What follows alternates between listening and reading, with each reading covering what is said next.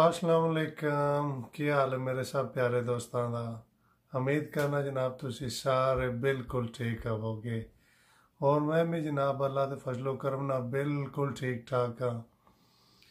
आज जनाब घर च बह के वीडियो बना रहा और क्योंकि बाहर दी सूरत हाल तुहानू खाना सब तो पहला वेखो। हाँ, यह साढ़े जनाब घर की पिछली साइड जे और बारिश लगी है तो हवा इतनी को तेज़ चल रही है क्योंकि वीडियो जड़ा वो बनाना बड़ा मुश्किल हो जाता है। कोई फिर पता जो माइक मसला कर जाता है, आवाज़ भी नहीं सही आती। यह जनाब है साढ़े घर दे साइड ते बिल्डिंगां बनियां ने और मौसम तो नज़र आ ही रहा है किस तरह का, क्योंकि बारिश लगी है। बर्फ़ वाला पानी जिन्हों कह लो, क्योंकि बर्फ़ भी पई है जुमेरात वाले दिन। स्टॉकहोम सिटी मेन जिथे मैं रह रहा उत्थे तो नहीं पी है, पर साइडा ते काफ़ी सारी पई है बर्फ़ वगैरह, क्योंकि इतने खबरों च मैं वेख्या तो वाकई वो ट्रैक्टर वगैरह लैके हटा भी रहे सी रोडा तो। खैर वो तो कोई नवी गल नहीं है, स्वीडन ही तो ये अक्सर होता है ना। तो लो जी दोस्तों, अज मैं तुहाडे नाल शेयर कर रहा वीडियो यूके का वीज़ा इंग्लैंड का मनु स्वीडन तो किस तरह मिलिया सी, की रिक्वायरमेंट सी ते कितनी देर मैं उत्थे जाके रहना है। और सारा जनाब मेरी तुहानू स्वीडन तो लैके तोड़ यूके की अज सैर कराने इस वीडियो च। असी जनाब जिस वे ग्रीस ही सी ना, यूनान, उत्थे बहुत मुश्किल वीज़ा मिलता सी इंग्लैंड का, क्योंकि एक दो दोस्त ने उत्थे अप्लाई किया सी मेरे सामने और उन्होंने खैर उन्होंने 3 महीने का टाइम भी दिता, 2 महीने का कितना, तो आखिर तो उन्होंने वह जी रिफ्यूज़ कर दिता। पता नहीं के इशू करके खैर वह कोई ना लगा वीज़ा। तो इत्थे जनाब जिस वे मैं आया तो फिर एक बंदे का ख्वाब होंदा है कि यार इंग्लैंड में जावा, सैर सपाटे थे ये वो। मेरे इंग्लैंड 2 भाई होंदे ने ज्यादा, वो फिर मेरा जनाब प्रोग्राम बनया कि मैं भी चलो कोई दिनों वास्ते जाना। तो वो इत्थे वेख लो जेड़े अच्छे मुल्क होंदे जे ना, उत्थे तुहानू सारियां सहूलतां भी लभदियां ने। क्योंकि अगे भी मैं एक वीडियो जिक्र किया सी, मेरे भाई हरी वो अमेरिका हो के आए ने, वो भी स्वीडन च होंदे ने, तो उन्होंने बिल्कुल बड़ा ईजी उन्हें वीज़ा दिता है तो 5 साल का लाग दिता है, कोई जितनी दफ़ा दिल करे हो जा सकते हैं। हाँ जी, तो लो जनाब आमने असल टॉपिक की तरफ के किस तरह मनु वीज़ा लब्भा, की रिक्वायरमेंट हियां उहदियां। सब तो पहला जनाब जी मेन गल है, तुहाडी जॉब अच्छी होनी चाहिए। नॉर्मल तो नॉर्मल भी जी है ना तनख्वाह तकरीबन 13,000 14,000 करोड़ तक होनी चाहिए महीने की। तो दूसरी गल है कि तुसी अप्लाई किस तरह करना है, वह भी मैं तुहानू दसना। सब तो पहला जनाब आने इत्थों तुहानू केड़ी केड़ी चीज़ चाहिए है वीज़े वास्ते।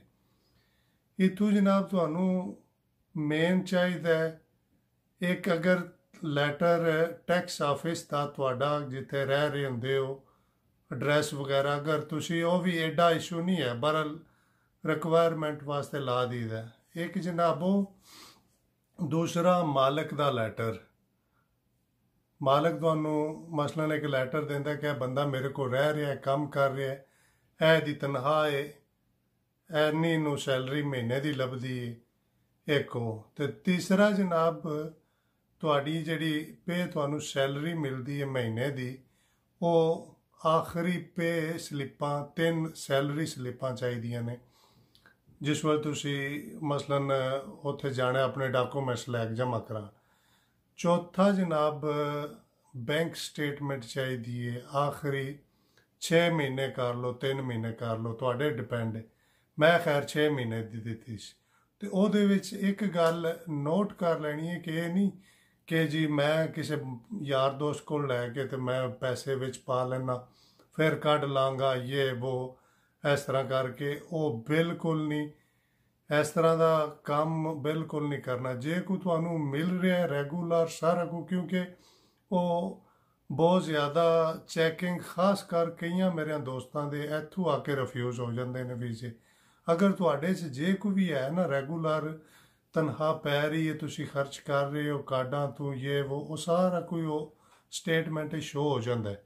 ਇਹ ਗਲਤੀ ਕਦੇ ਵੀ ਨਹੀਂ ਕਰਨੀ ਹੈ। ਕੋਈ ਵੀ ਬੰਦਾ ਵੀਜ਼ਾ ਅਪਲਾਈ ਕਰਨ ਜਾਂਦਾ ਹੈ ਨਾ, ਤੇ ਇਹ ਨਹੀਂ ਕਿ ਮੈਂ ਕਿਸੇ ਕੋਲੋਂ ਕੋਈ 30,000 ਕਰੋਨ 20,000 ਲੈ ਕੇ ਪਾ ਲਵਾਂ ਤੇ ਚਲੋ ਅੱਗੋਂ ਮੈਂ ਜਿਹੜਾ ਆਪਣੀ ਬੈਂਕ ਸਟੇਟਮੈਂਟ ਜ਼ਿਆਦਾ ਸ਼ੋਅ ਕਰਕੇ, ਇਹ ਬਿਲਕੁਲ ਇਸ਼ੂ ਨਹੀਂ ਹੈ। ਤੇ ਇਹ ਜਨਾਬ ਹੋ ਗਈਆਂ ਰਿਕੁਆਇਰਮੈਂਟ ਕੀ ਇੱਥੋਂ ਚਾਹੀਦੀ ਸੀ ਸਾਨੂੰ। ਤੇ ਹੁਣ ਆਮਨੇ ਜਨਾਬ ਅਪਲਾਈ ਕਰਨਾ, ਤੁਸੀਂ ਘਰ ਬਹਿ ਕੇ, ਅਗਰ ਤੁਸੀਂ ਆਪ ਨਹੀਂ ਕਰ ਸਕਦੇ, ਕਿਸੇ ਪੜ੍ਹੇ ਲਿਖੇ ਬੰਦੇ ਨੂੰ ਆ ਕੇ ਐਪਲੀਕੇਸ਼ਨ ਫਿਲ ਕਰਨੀ ਹੈ, ਬਿਲਕੁਲ ਆਸਾਨ ਹੈ। ਉਹਦੇ ਤੇ ਜੇ ਕੋਈ ਉਹਨਾਂ ਨੇ ਪੁੱਛਣਾ ਹੈ ਨਾ, ਬਿਲਕੁਲ ਠੀਕ ਲਿਖਣਾ ਹੈ।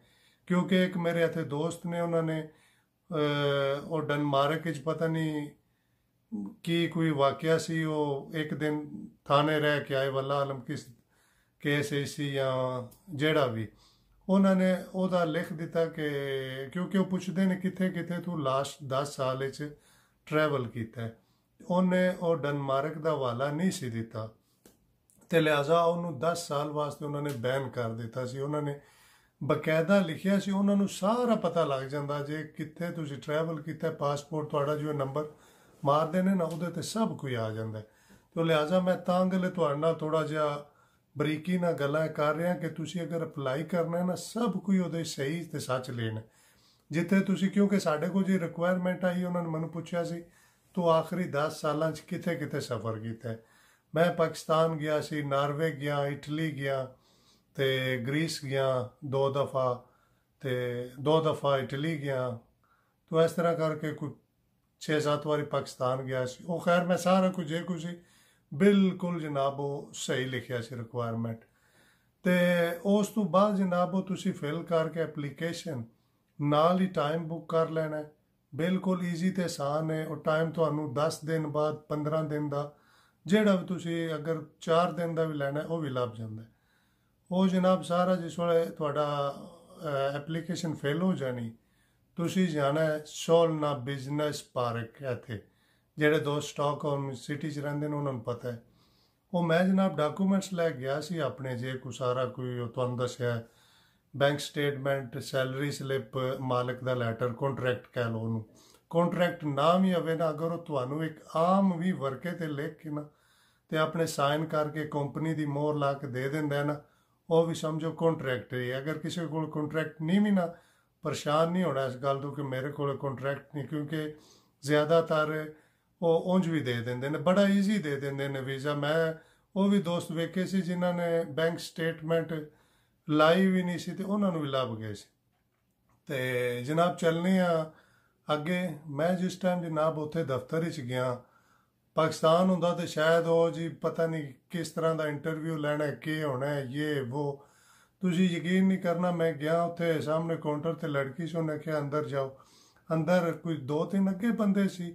तो फिर फर्स्ट टाइम पता जिस वे जाइदा थोड़ा जहा बंदे होंगे पता नहीं मेरे को की सवाल पूछण दे, वो कोई जनाब उन्होंने मेरे को एक सवाल नहीं पूछा कि हाँ जी, उन्होंने क्या तू यूके जाना है, हाँ ऑनलाइन उन्होंने पता सी मैं फिल किए। उन्होंने मेरे को जेडे पेपर है वो लैके एक फोटो मेरी बनाई, उन्हें आख्या जी है तेरा ड्रैस वगैरह मैं सारा फिल किया जी ऑनलाइन। उन्होंने कहा कि 3 हफ्ते के अंदर अंदर तेरा पासपोर्ट DHL के जरिए घर आ जाएगा। मैं एक गल सजे भुल गया दसनी, क्योंकि रिक्वायरमेंट होंगी है 6 महीने वीजे की, 6 महीने 2 साल तो 5 साल। क्योंकि मैं फर्स्ट टाइम अप्लाई करना सी तो लिहाजा मैं यही बेहतर समझा कि मैं 6 महीने का करा। वो अगर मैं 2 साल का भी करता मैं दे देना सी उदों, क्योंकि मेरे को सारा कोई कंप्लीट सी। तो वह मैं जनाब 6 महीने का किया। तो जिस वे उतों फोटो वगैरह उन्होंने बनाई की, मैं आया घर तो ईमेल थोड़ी एक उन्होंने लैनी होंगी ईमेल ते, जो भी थोड़ी फाइल इतों जानी है यूके वास्ते, वो बकायदा जनाब तुहानू ईमेल आएगी कि थोड़ी फाइल सेंड की गई है। तो उतों तुहानू जिस वे वापस जिस वे उन्होंने सारा प्रोसैस करना है, वो दसते नहीं हैं तुहाडा वीज़ा लग गया या नहीं। वो कहते हैं जिस वे फाइल मसला मुकम्मल उन्हें वेख करके ना 18 दिन के अंदर की गल कर रहा मैं, उन्हें पिछा जनाब इन्हों पासपोर्ट सेंड कर देंगे, और DHL के जरिए तुहाडे घर जनाब आंदा है ਤੇ ਉਹ ਬਕਾਇਦਾ ਤੁਹਾਨੂੰ ਪਹਿਲਾਂ ਕਾਲ ਕਰਦੇ ਨੇ ਕਿ ਤੁਹਾਡਾ ਪਾਸਪੋਰਟ ਹੈ DHL ਮਸਲਨ ਸਰਵਿਸ ਵਾਲੇ ਕਿ ਤੁਹਾਡਾ ਕੁਰੀਅਰ ਆਏ ਆ ਕੇ ਲੈ ਲਓ। ਉਹਨਾਂ को ਰਿਸੀਵ ਕਰਨਾ ਹੁੰਦਾ ਖੋਲ ਕੇ ਜਨਾਬ ਆਪਣੇ ਤੁਸੀਂ। ਮੈਂ ਜਿਸ ਟਾਈਮ ਵੇਖਿਆ ਖੋਲ ਕੇ ਤੇ ਵਾਕਈ ਵੀਜ਼ਾ ਲੱਗਿਆ ਸੀ ਔਰ ਮੈਨੂੰ ਬੜੀ ਖੁਸ਼ੀ ਹੋਈ। ਤੇ ਉਸ ਤੋਂ ਅੱਗੇ ਦਾ ਵੀ ਜਨਾਬ ਮੈਂ ਤੁਹਾਨੂੰ ਸਫ਼ਰ ਸਾਰਾ ਤੋੜ ਤੱਕ ਇੰਗਲੈਂਡ ਦਾ ਸ਼ੇਅਰ ਕਰਨਾ। ਜੀ ਦੋਸਤੋ, ਸਭ ਤੋਂ ਪਹਿਲਾਂ ਤੇ ਵੇਖੋ ਹਾਂ ਮੇਰਾ UK ਦਾ ਵੀਜ਼ਾ 6 ਮਹੀਨੇ ਦਾ ਵੀਜ਼ਾ ਜਨਾਬ ਮੈਨੂੰ ਮਿਲਿਆ। ਔਰ ਤੁਹਾਨੂੰ ਅੱਗੇ ਵੀ ਕਿਹਾ ਅਗਰ ਮੈਂ 2 ਸਾਲ ਦਾ ਅਪਲਾਈ ਕਰਦਾ ਤਾਂ ਮੈਨੂੰ ਉਹ ਵੀ ਮਿਲ ਜਾਣਾ ਸੀ। ਔਰ ਇੱਕ ਗੱਲ ਮੈਂ ਹੋਰ ਇੱਥੇ ਕਹਿਣਾ ਚਾਹਾਂਗਾ, ਮੈਨੂੰ ਯਾਦ ਆ ਗਈ ਹੈ, ਕਿਉਂਕਿ ਮੈਂ ਇਹ ਵੀਡੀਓ ਜਾਂ ਜੇ ਕੁਝ ਬਣਾ ਰਿਹਾ ਇਹ ਕੋਈ ਵਿਊਜ਼ ਵਾਸਤੇ ਜਾਂ ਚੈਨਲ ਨੂੰ ਮੈਂ ਕਿਸੇ ਮੇਰੇ ਵੀਡੀਓ 'ਚ ਮੈਂ ਨਹੀਂ ਕਿਹਾ ਕਿ ਮੇਰੇ ਚੈਨਲ ਨੂੰ ਸਬਸਕ੍ਰਾਈਬ, ਮੈਂ ਇੰਟਰਟੇਨਮੈਂਟ। ਕੋਈ ਦੋਸਤ ਮੇਰੇ ਭਾਈ ਜਿਹੜੇ ਪਾਕਿਸਤਾਨ, ਮੈਂ ਅਕਸਰ ਜਿਸ ਨੂੰ ਮੈਨੂੰ ਇਹ ਵੀ ਯਾਦ ਹੈ ਜਿਵੇਂ ਪੜ੍ਹ ਲਿਖ ਕੇ ਉਹ ਕਹਿੰਦੇ ਹੈ ਕਿ ਨੌਕਰੀਆਂ ਨਹੀਂ ਮਿਲ ਰਹੀਆਂ ਹਨ ਤੇ ਉਹ ਬੜੇ ਜਲੀਲ ਖੁਆਰ ਹੁੰਦੇ। ਤੇ ਮੈਂ ਸਿਰਫ ਔਰ ਸਿਰਫ ਮੇਰਾ ਮਕਸਦ ਹੈ ਕਿ ਉਹਨਾਂ ਦੀ ਹੈਲਪ ਹੋ ਜਾਏ। ਉਹ ਅਗਰ ਪੜ੍ਹ ਲਿਖ ਕੇ ਕੋਈ ਦੋਸਤ ਮੇਰੇ ਜਾਂ ਕੋਈ ਵਿਜ਼ਿਟ ਤੇ ਅਗਰ ਆਉਂਦੇ ਨੇ ਇੱਥੇ ਤੇ ਉਹਨਾਂ ਦਾ ਮੁਸਤਕਬਲ ਬਣ ਜਾਂਦਾ। ਔਰ ਲਿਹਾਜ਼ਾ ਅਗਰ ਮੈਂ ਵਿਊਜ਼ ਵਾਸਤੇ ਕਰਨਾ ਹੋਵੇ ਨਾ ਜਾਂ ਉਹ ਮੇਰੇ ਹੈ ਜਨਾਬ, ਤੁਹਾਨੂੰ ਇਹ ਵੇਖੋ 5 ਚੈਨਲ ਨੇ YouTube ਤੇ। ਮੈਂ ਅਤਾਉਲਾ ਇਸ਼ਾ ਖਿਲਵੀ ਦਾ ਬਹੁਤ ਵੱਡਾ ਫੈਨ ਆ ਔਰ ਮੇਰੇ ਇਹ ਵੇਖੋ ਇੱਕ ਵੀਡੀਓ ਦੇ ਵਿਊ 76 ਮਿਲੀਅਨ ਤੋਂ ਵੀ ਉੱਤੇ ਨੇ। ਹਾਂਜੀ, ਔਰ ਮੇਰੇ ਅਕਸਰ ਜਿਹੜੇ ਚੈਨਲ ਤੁਸੀਂ ਸਰਚ ਕਰਕੇ ਵੇਖ ਲਓ, ਮੈਂ ਖੁਦ ਮੌਜੂਦ ਹਾਂ, ਮੈਂ ਕਿਸੇ ਹੋਰ ਦੇ ਨਹੀਂ ਦੇ ਰਿਹਾ ਹੈ। ਔਰ ਮੇਰੇ 1 ਮਿਲੀਅਨ ਤੋਂ ਵਿਊਜ਼ ਜ਼ਿਆਦਾਤਰ ਉੱਪਰ ਨੇ, 3 ਮਿਲੀਅਨ 7 ਮਿਲੀਅਨ ਇਸ ਤਰ੍ਹਾਂ। ਔਰ ਮੈਂ ਸਿਰਫ ਔਰ ਸਿਰਫ ਇਹ ਚੈਨਲ ਇਸ ਵਾਸਤੇ ਬਣਾਇਆ ਹੈ ਕਿ ਚਲੋ ਇੱਕ ਸਵੀਡਨ ਦੀ ਬੇਸ ਤੇ ਆਈਏ, ਮੇਰੇ ਕੋਲੋਂ ਇੱਥੋਂ ਬਾਹਰ ਨਹੀਂ ਨਿਕਲਣ ਹੋਇਆ, ਐਸੀਆਂ ਜਗ੍ਹਾ ਮੈਂ ਤੁਹਾਨੂੰ ਕੋਈ ਖਾਸ ਨਹੀਂ ਵਿਖਾ ਸਕਿਆ। ਔਰ ਮੈਂ ਇਨਸ਼ਾਅੱਲਾ ਸਿਰਫ ਔਰ ਸਿਰਫ ਇਹ ਮਕਸਦ ਹੈ ਕਿ ਮੈਂ ਤੁਹਾਨੂੰ ਇਸ ਚੈਨਲ ਤੇ ਸਭ ਕੁਝ ਵਿਖਾਵਾਂਗਾ। ਉਹ ਕਿਉਂਕਿ ਦੂਸਰੇ ਚੈਨਲ ਮੇਰੇ ਨੇ ਮਿਕਸਿੰਗ ਤੇ ਮਿਊਜ਼ਿਕ ਤੇ ਔਰ ਇਸ ਬੇਸ ਤੇ, ਲਿਹਾਜ਼ਾ ਇੱਥੇ ਇਤਨਾ ਟਾਈਮ ਨਹੀਂ ਹੁੰਦਾ ਕਿ ਮੈਂ ਉਹਨੂੰ ਐਡਿਟ ਕਰਾਂ, ਮਿਕਸ ਕਰਾਂ, ਬਹੁਤ ਜ਼ਿਆਦਾ ਟਾਈਮ ਚਾਹੀਦਾ। ਤੇ ਉਹ ਸਿਰਫ ਔਰ ਸਿਰਫ ਮੈਂ ਇਸ ਗੱਲੇ ਸ਼ੇਅਰ ਕੀਤੀ ਹੈ ਗੱਲ ਕਿਉਂਕਿ ਕਈਆਂ ਦੋਸਤਾਂ ਨੂੰ ਹੋਣਾ ਕਿ ਪਤਾ ਨਹੀਂ ਮੈਂ ਵਿਊਜ਼ ਵਾਸਤੇ ਬਣਾ ਰਿਹਾ ਵੀਡੀਓ ਇਹ ਉਹ। ਅਗਰ ਵਿਊਜ਼ ਵਾਸਤੇ ਮੈਂ ਬਣਾਉਣੀ ਹੁੰਦੀ ਤੇ ਮੈਂ ਉਹਨਾਂ ਚੈਨਲਾਂ ਤੇ ਸ਼ੁਰੂ ਕਰ ਲੈਣੀ ਸੀ। 5 ਚੈਨਲ ਮੇਰੇ, ਮੈਂ 8-9 ਸਾਲ ਤੋਂ YouTube ਤੇ ਮੈਂ ਕਾਫੀ ਸਾਰਾ ਜਾਣਦਾ YouTube ਨੂੰ ਅੱਛੀ ਤਰ੍ਹਾਂ।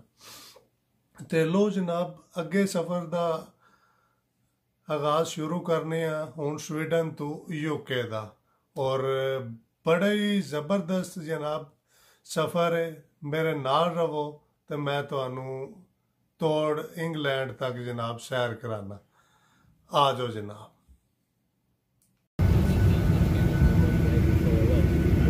हाँ जी दोस्तों, लो हाँ जनाब, असी जहाज़ दे विच मैं बह गए हैं। और एयरपोर्ट की नहीं मैं वीडियो बनाई क्योंकि मैं पहला ऑलरेडी सारे एयरपोर्ट स्वीडन दे बनाई है वीडियो। अगर किसी दोस्त ने नहीं ना वेखी हो पीछे जाके वेख सकते हैं। तो इत्थे जनाब एक होर गल दसनी सी, टिकट वगैरह तुहानू यूरोप वालियां नू पता, ज़्यादातर पाकिस्तान नहीं पता होना। पाकिस्तान ते हर जगह जगह ते ट्रैवल एजेंसी बनी है ना, ਇੱਥੇ ਤਕਰੀਬਨ ਸਾਨੂੰ ਆਪ ਹੀ ਟਿਕਟ ਆਨਲਾਈਨ ਖਰੀਦਣੀ ਪੈਂਦੀ ਹੈ ਤੇ ਬਹੁਤ ਈਜ਼ੀ। ਤੇ ਨੋਰਵੇਜੀਅਨ 에ਅਰਲਾਈਨ ਹੈ ਔਰ ਟਿਕਟ ਵੀ ਮੈਨੂੰ ਕਾਫੀ ਸਸਤੀ ਮਿਲੀ ਸੀ, ਇਤਨੀ ਨਹੀਂ ਸੀ। ਤੇ ਜਨਾਬ ਬਿਲਕੁਲ ਉੱਡ ਚੱਲਾ ਜਹਾਜ਼ ਸਾਡਾ, ਲੋ ਹਾਂ ਬਿਲਕੁਲ ਤਿਆਰ ਹੈ। ਔਰ ਧੁੰਦ ਸ਼ੁੰਦ ਪਈ ਸੀ ਕਾਫੀ ਸੁਬਾਹ ਦੇ ਟਾਈਮ ਤੇ, ਪਰ ਥੋੜਾ ਜਿਹਾ ਹੁਣੇ ਗੱਲ ਠੀਕ ਸੀ ਮੌਸਮ। ਇਹ ਮੇਰਾ ਤਕਰੀਬਨ ਸਫ਼ਰ ਜਨਾਬ 2 ਘੰਟੇ ਤੇ 19 ਕੁ ਮਿੰਟ ਦਾ ਹੈ। ਇਹ ਸਮਝੋ ਸਾਨੂੰ ਇੱਥੋਂ ਯੂਰਪ ਜਾਂ ਜਿਹੜੇ ਮੁਲਕ ਨੇ ਦੂਸਰੇ, ਇਹ ਲਾਹੌਰ ਇਸਲਾਮਾਬਾਦ ਵਾਲਾ ਹਿਸਾਬ ਹੈ।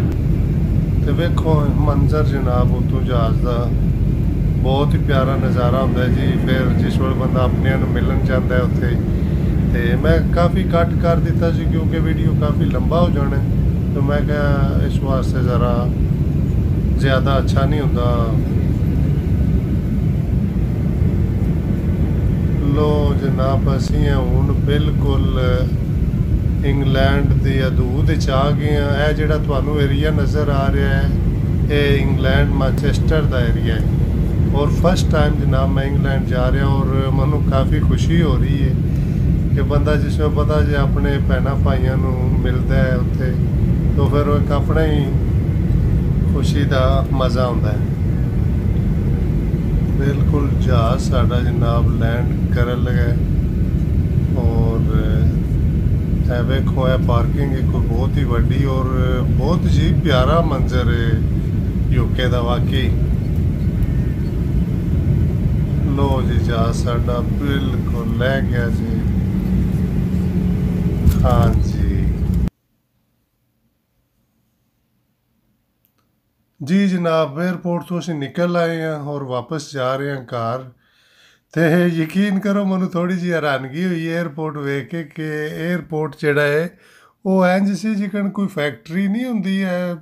वह फर्स्ट टाइम मैं काफ़ी ट्रैवल कर चुका मुल्कां च और पहली दफ़ा मैं वेख्या वह पौड़ियाँ चढ़ के तुहानू जनाब उपर इधरों इधर अजीब जिहा सिस्टम सी। मैं खैर फर्स्ट टाइम वेख्या एयरपोर्ट का कि अंदरों इंज लग रहा सी जिकन कोई फैक्ट्री किसी च आ गई। खैर है जी बाहर का मंजर वाकई बड़ा दिलकश है जी यूके का और इर्द गिर्द वेख रहे हैं बिल्डिंगां वगैरह भी अच्छियां बनियां ने और ड्राइव भी फिर यूके दी ते पाकिस्तान दी समझो स्टेयरिंग इक्को ही है एक साइड ते ही है साढ़े क्योंकि इत्थे यूरोप का फिर पता जे लैफ्ट साइड ते ही होंदा है तो वो तो कोई नहीं असी चलांदे रवि ते अक्सर इतना कोई नहीं मसला बनता। वेख लो जी यह मौजा होंदियां ने अच्छियां मुल्कां दियां तुसी अपने मिल सकते हो अपने भाइयों को वरना मैं कितने अगर किरे होंदा यूनान या अगे पिछे तो उन्होंने कई नुकस कट देने सी कि जी जा लैके आ ये लैके आ वो लैके आ। लो जनाब चलने हूँ घर। हाँ जी असी जनाब रेस्ट करके घर ते आए हैं मेरे भाई ने दो मोहम्मद अफजल ते खिजर याद असी एक पार्क आए हैं। मैं क्या ज़रा को अज थोड़ा जिहा तुहानू बाहर का भी व्यू विखा दिता जाए। बहुत ही जनाब इत्थे मैनू एक चीज़ की हैरानगी हुई है ग्रीनरी जिहड़ी है ना वो बहुत ही ज़बरदस्त है जी। जिहड़ा घास वगैरह लगे है बाहर वो स्वीडन नालों भी ज़्यादा आ रहा है इत्थे दा यूके का।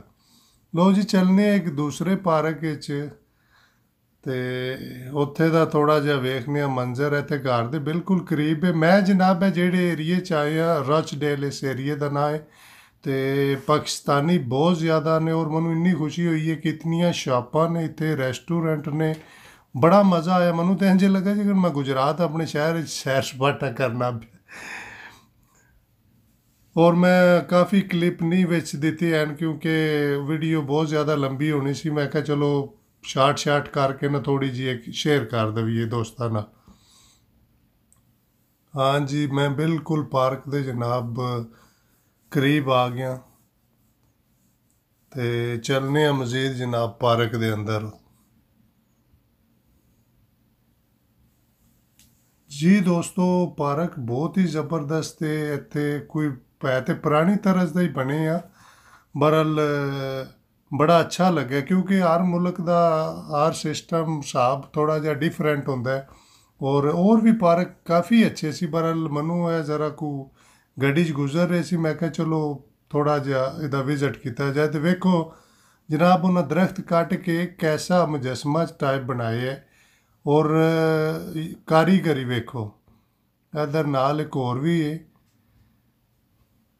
वेखो जी दरख्त कट के उन्होंने बनाए ने बड़े जी प्यारे उन्होंने ढांचे जे बनाए और मैं विजिट कर रहे हैं पार्क के अंदर काफ़ी मज़ा आया है और बंदे ज़्यादा नहीं सी क्योंकि इत्थे यूके की ठंड थोड़ी जी ना अजीब है। स्वीडन दे इत्थे थोड़ा जिहा ठंड च मनु फर्क नज़र आया क्योंकि इत्थे यूके की खुश्क सर्दी है